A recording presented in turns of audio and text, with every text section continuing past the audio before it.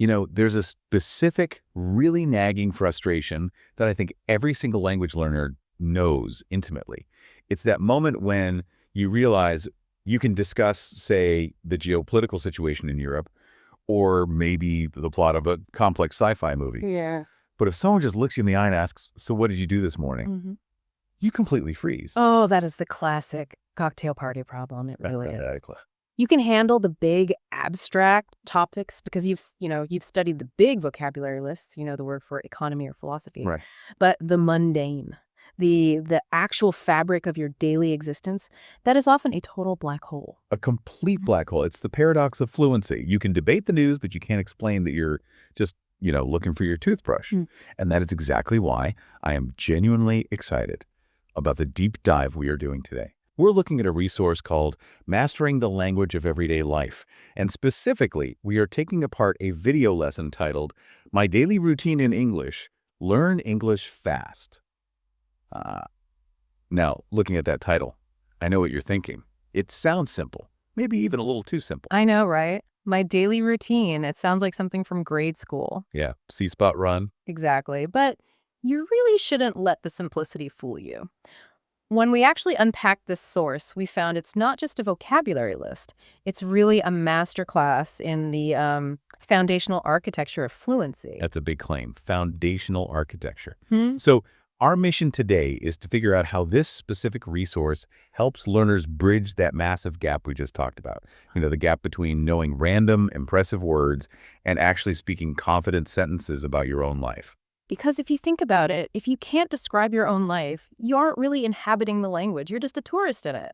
I mean, if you can't say, I drink coffee at 7 a.m., do you really speak English? A fair question. So let's start with the strategy. The source material makes a really interesting distinction right off the bat regarding the format. It describes the lesson as a calm and natural talk. And it specifically contrasts this with like high-speed manic conversations or those fast-paced YouTube vlogs. Why does that matter? Is it just about making it easier to hear? It's deeper than that. The source adopts what you'd call a monologue approach. It is one speaker simply describing their day. And this is crucial because it lowers the cognitive load for the learner. Cognitive load. Okay, let's unpack that a bit. Yeah. So think about a normal conversation.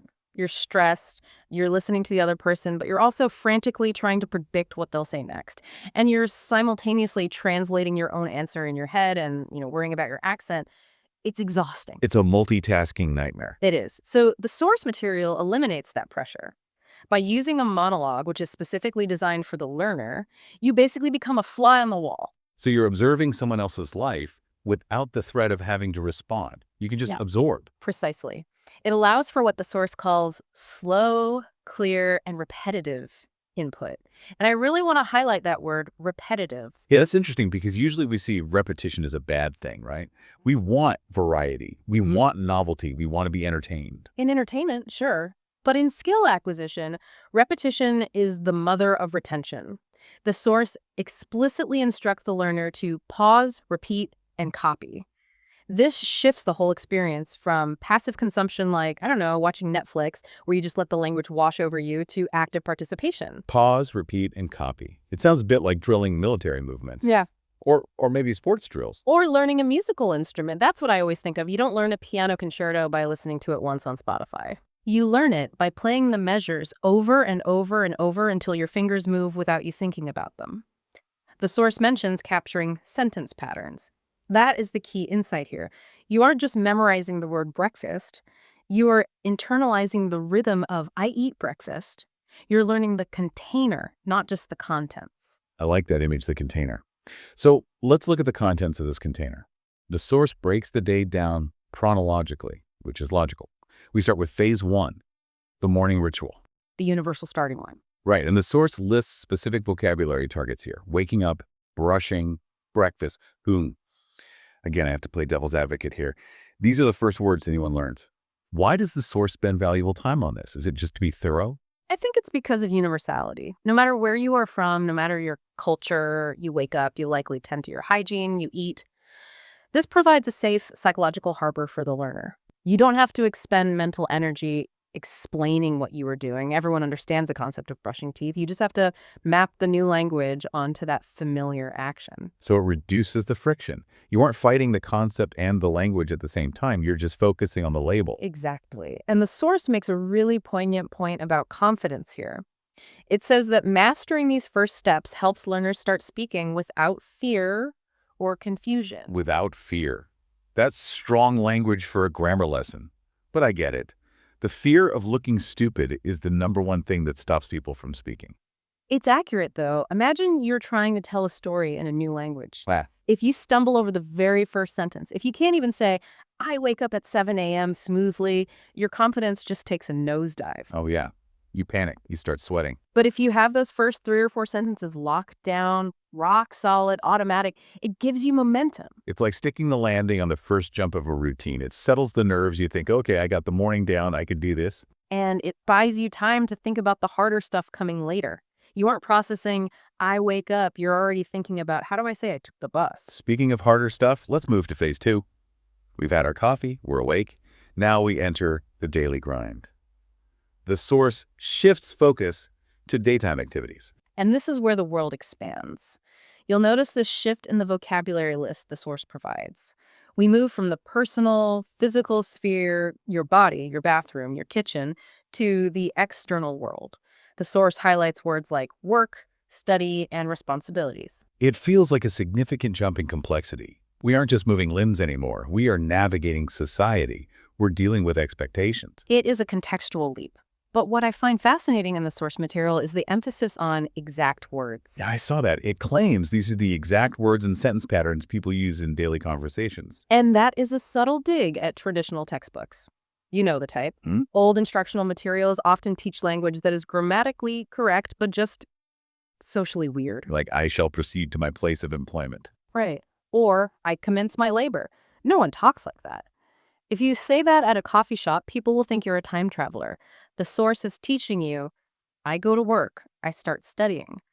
It prioritizes high-frequency utility over formal correctness or literary flair. It's the language of now. That's just what we want. We want to sound like a human being, not a 19th century novel. Yeah.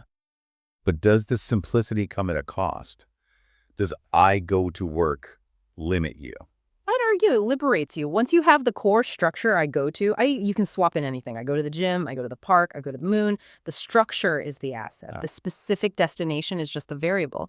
You master the frame, and then you can hang any picture you want inside it. Okay, so we've survived the workday, we've commuted, we've labored. Now we enter phase 3, winding down. The source covers evening and night. The decompression phase. The vocabulary shifts again here. We see relaxing, dinner. Yeah. But there is one word in the source description that really stood out to me, and I want your take on it. The word is reflection. Yes. That caught my eye too. For a beginner resource, reflection seems, I don't know, a bit philosophical, big deep. Usually beginner books are just, I watch TV. It is deep, and that's why it's brilliant. It implies that the day isn't just a checklist of physical actions. It implies an internal process. It suggests that you aren't just a robot moving from task to task. You are a thinking being processing your experiences. So it gives you the language to say, today was a good day, or I'm tired from work. Exactly. It bridges the gap between doing and feeling, and that is often the hardest bridge to cross. And then, of course, the cycle completes with preparing for bed and sleeping. It brings a narrative to a natural biological close. So we have the timeline, morning, day, evening, night. But here's the problem. The list of events isn't a story. Wake up, brush teeth, go work, sleep. That's just data points. It's robotic. It sounds like a police report or telegram. Right. We need to connect them. And this brings us to the language focus section of the source, or as I like to call it, the mechanics. This is where we look under the hood. The engine room. The source puts a huge spotlight on the present simple tense. Now, I can hear some of our listeners groaning. Grammar tables. Why is the specific tense the hero of the daily routine? Why not just past tense? Or future? Because the present simple is the tense of identity. It's the tense of habit, routine, and general truth. It is not for what is happening right now. That would be present continuous, like I am talking. Present simple is I talk. It implies I do this generally. This is who I am. So I wake up at 7 a.m. doesn't mean I'm doing it this second. It means that is my standard operating procedure. Correct. If you use the continuous I am waking up, it implies a temporary state. I am waking up right now. But I wake up establishes your reality. The source emphasizes this because it is the most fundamental tense for defining your life structure, is how you explain your existence to another person. Okay, that makes sense. It anchors you. But simply using the right tense doesn't solve the robot problem we mentioned earlier. I wake up, I eat, I work. It's still choppy. It still sounds like a list. And that's where the second mechanical tool comes in. The source explicitly mentions time expressions. The glue words. Yes, the source lists phrases like in the morning, after that, in the evening, and at night. After that, it's such a boring little phrase, isn't it? But the source seems to think it's critical. It is a game changer. After that creates sequence. It turns a list into a flow. Instead of I eat breakfast, I go to work, you say, I ate breakfast. After that, I go to work. It signals to the listener that there is a progression. It connects the dots. It manages the listener's expectations. It tells them we are moving forward in time. Exactly. These little sequencers then, after that, later, they act like hinges. They hold the disparate parts of your day together so the whole thing doesn't fall apart into random sentences. Without them, you're just firing facts at someone. With them, you're telling a story. And finally, the source mentions common action verbs. These are the driving force. Verbs are the movement. Without them, nothing happens. The source focuses on high-frequency action verbs: wake, brush, eat, go, work, sleep. These are the heavy lifters of the English language. You can get very, very far with just these few verbs if you know how to use them correctly in the present simple tense. It's the 80-20 rule, right? 20% of the verbs do 80% of the work. Exactly. You don't need the word for saute or meander. You need cook and walk. So let's look at the toolkit we've assembled from this source. We have the structure, the chronological day, we have the engine present simple tense, and we have the glue time expressions. Now let's talk about the so what. Why does this matter? The source makes a pretty bold promise. By the end of this episode, you'll be able to describe your own daily routine. It's bold, but I think it's achievable. And the reason it's achievable is because of the template nature of the material. Talk to me about that. How is a story about someone else a template for me? Well, the source isn't asking you to memorize the speaker's routine. That would be useless. I mean, who cares if John wakes up at 6 a.m. if you wake up at 9? It's asking you to learn the structure so you can overlay your own life onto it. Oh, so it's like a Mad Libs game. You know those games where you fill in the blanks? Yes. I verb at time.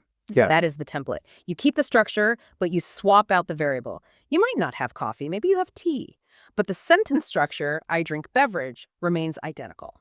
So the learner's job isn't to memorize the content, but to memorize the form. Precisely. And this goes back to the active learning we discussed earlier. The instruction to pause, repeat, and copy is designed to drill that template into your mind. Once you have the template, you can fill it with whatever content matches your reality. It turns the source from a video you watch into a tool you use. And the ultimate goal mentioned in the text is fluency. That's the holy grail for every learner. But fluency feels like such a distant mountaintop. How does describing my breakfast get me there? Fluency is often misunderstood. People think fluency means knowing every word in the dictionary or speaking perfectly. But in this context, fluency means flow. It means getting from the beginning of a sentence to the end without collapsing. It means moving from morning to night without getting lost in your own head. So you're saying you can be fluent in a small topic. Absolutely. This is a concept I love. By practicing this specific contained routine, you are building a pocket of fluency. You might not be fluent in astrophysics or 18th century poetry, but you can be completely fluent in My Tuesday. I love that concept. A pocket of fluency. It makes the task feel so much more manageable. You don't have to conquer the whole language. You just have to conquer this one pocket. And that confidence bleeds over. Once you realize you can speak for 2 minutes straight about your day without stopping, without looking at a dictionary, you start to believe you can handle other topics too. It effectively kills the fear and confusion the source warned us about. It proves to yourself that you can do it. It's proof of concept. And that proof is more valuable than any vocabulary list. It changes your identity from student to speaker. So we've unpacked a deceptively simple resource today. We've gone from the moment the alarm goes off, waking up, brushing teeth, through the grind of the day work, study, all the way to the evening wind down and reflection. And we've seen how the mechanics, the present simple tense, the time expressions like after that are the tools that make that description possible. The big takeaway here for me is just practicality. The source calls this practical English you can use every single day. And honestly, isn't that what we all want?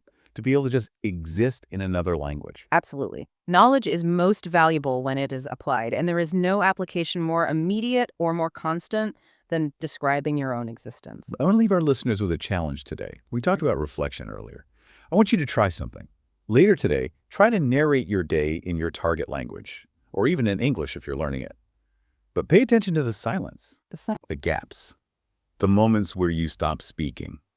If you were narrating your day right now, which parts would you have to skip because you simply lack the words? Do you know how to say, I brewed coffee? Do you know how to say, I got stuck in traffic? Or, I couldn't find my keys? That is a fascinating exercise because those silences aren't failures, they are data. Exactly. The gaps in your narration are your curriculum. They tell you exactly what you need to learn next. You don't need a textbook to tell you what to study. Yeah. Your life is telling you. If you can't describe your lunch, you need to learn food vocabulary. If you can't describe your drive, you need transportation vocabulary. The routine itself is the best teacher you'll ever have. Thanks for diving in with us today. It's been a great reminder that sometimes the most mundane things are the most important. It was a pleasure. We'll see you next time.